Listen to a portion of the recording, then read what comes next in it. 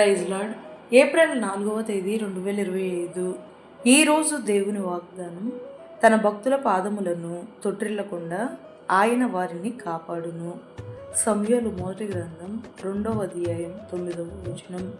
మన రాకపోకలలో మన పాదము తొట్టిల్లకుండా యేసయ్య కాపాడి రక్షించును. ఈ లోకములో మనం ఎంత బలవంతులమైనను మారు మనసు లేని జీవితము, యేసయ్యని స్వంత రక్షకునిగా అంగీకరించిన జీవితము వ్యర్థము. దారిద్ర్యము, ఐశ్వర్యము రెండును యెహోవా వశము.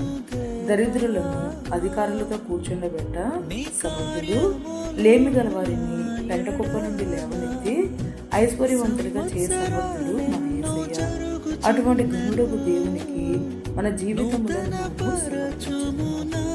ఈ రోజు మన జీవితంలో నెరవేరాలనుకుంటూ జీసస్ పరిచర్యలో మీ సహోదరి